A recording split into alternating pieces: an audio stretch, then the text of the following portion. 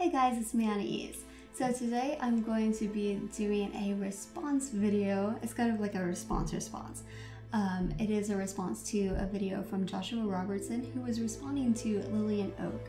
And the question is, what book did you read in childhood that stuck with you into adulthood, and the themes apply to you even now? So for me, that book is The Little Prince. Have some tea here. Alright, so I remember the first time that I was given The Little Prince to read. It was by a camp counselor who gave it to me, and I was probably 11 or 12, and it blew my mind. I didn't have a lot of fiction in my life at that point that had that kind of magic and symbolism that I feel like really touches people, every person. That's why archetypes exist, because you can identify them with them no matter what. So for me, this prince, the themes that came up over and over were, for one thing, I didn't want to be where I was, and neither did the prince.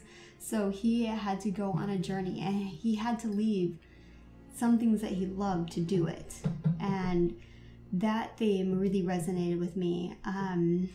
I live far, far away from where I'm from, and that journey was very, very important to me. And even when I was a kid, I knew I wanted to have a journey.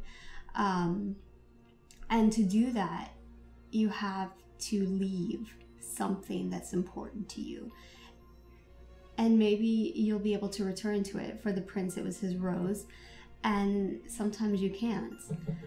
And throughout the course of his journey, the prince meets all these different people and things, and he had that rose, his little planet. It's a tiny little planet, and he thought that that rose was the only rose in existence, and he loved that rose.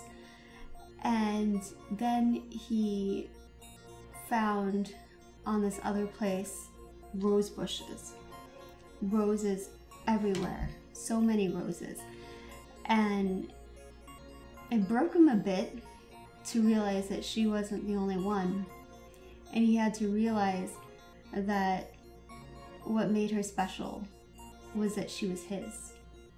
And so maybe there are plenty of other roses, so many roses, but only one rose was on his planet that loved him. And I thought that was very powerful. That's part of actually when I had my tattoo that I have of this monarch butterfly. At first, when I was going to get a tattoo, I thought, well, I want something exotic. And then I said, no, because I'm not exotic, not really. I'm one of so many people, so many. And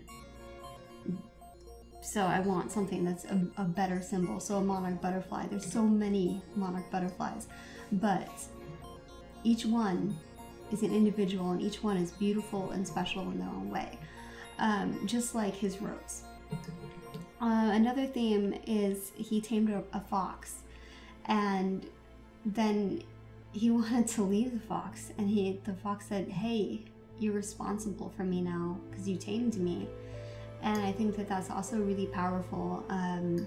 You're responsible for those people in your life that you love and that love you. You have responsibility to them. You can't just be selfish all the time. And there's a whole push now, especially I see a lot, well, you need to worry about you. Yes, to a certain extent, but you are responsible for those other people, and be kind, because if you're not, that affects all these other people, and it affects you as well. Be kind. There's just so many things, and I got something different. Every time I read that book at different ages, I found different things that really stuck with me and affected me. And especially, you know, when I was 12, I had never had a relationship.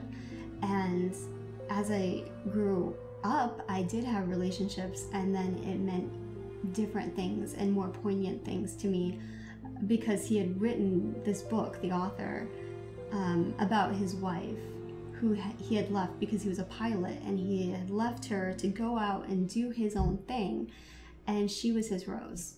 And I think that for me that really resonates, because I am like that.